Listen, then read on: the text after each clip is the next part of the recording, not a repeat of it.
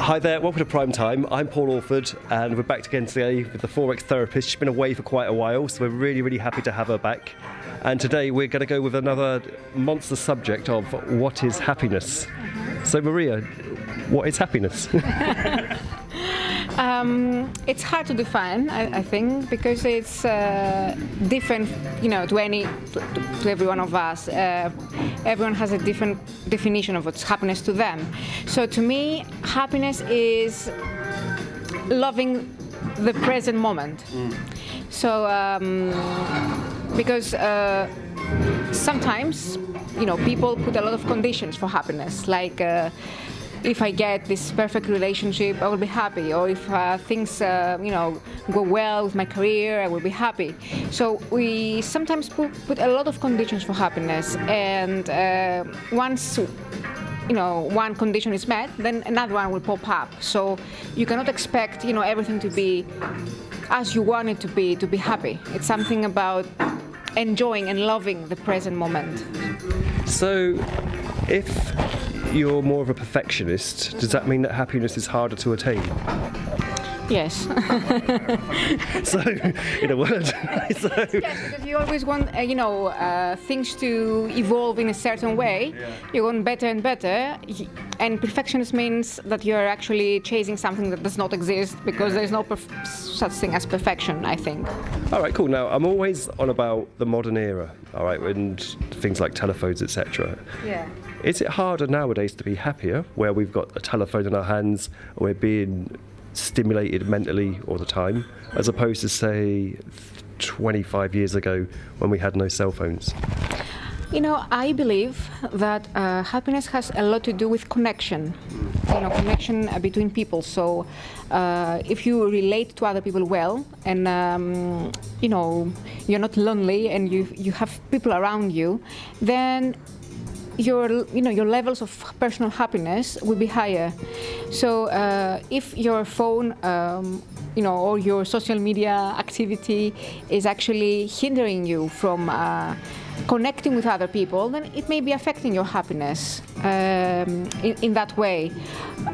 I'm not sure if, as I said, it has to do with the conditions that people put. So even if we didn't have the phones, we would find something else to prevent us from feeling happy, perhaps. All right, cool. Now, I read an anthropological study earlier, and they were saying that we're not conditioned to live in cities. Ideally, the biggest or largest community we should live in is 150.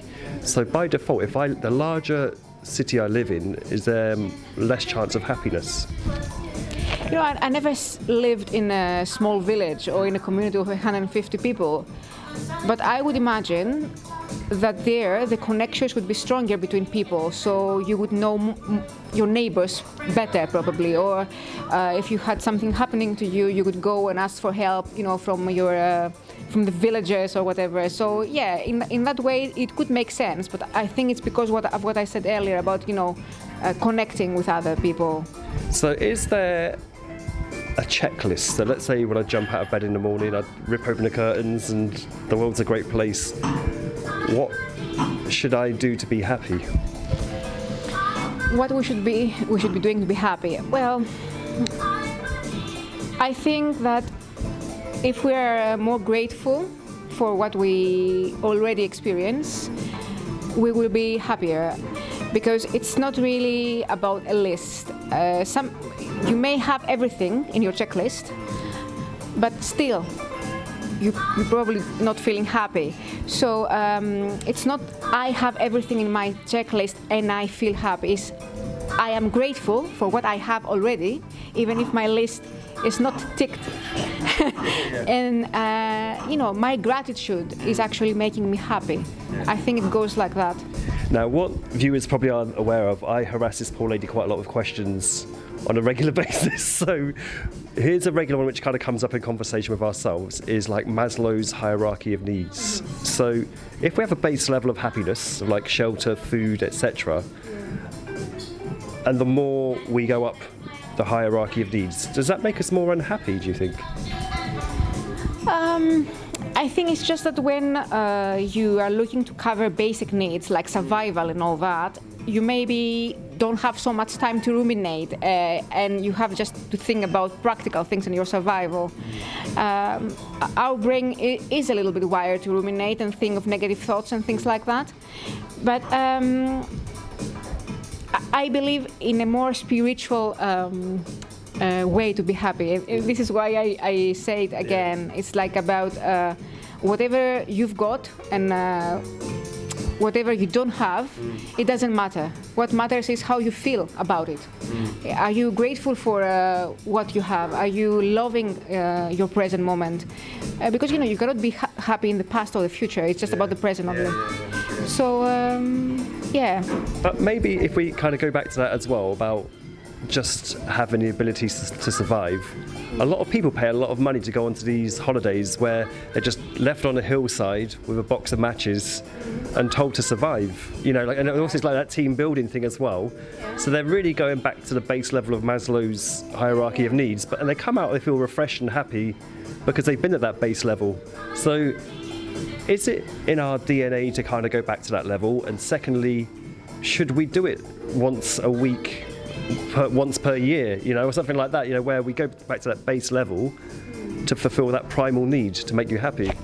Well, it sounds interesting, and maybe what happens is that you discover skills that you didn't know you have, or you discover another side of yourself that you have not met till then. But my question is, how long does it last? The positive effect after you do something like that, how long does it last? It doesn't really. It's not that like we have to be always happy. It's normal to be happy and unhappy. There's not such thing as just always being happy. But it's a good thing if you want to get to know yourself. I think why not? Yeah.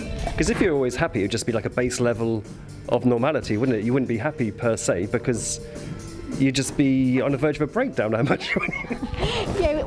Because if there was not the opposite feeling, like maybe sadness, how would you define happiness? What would be there to actually make the difference? You know what I mean? Now you know that I am happy because I'm not feeling sad.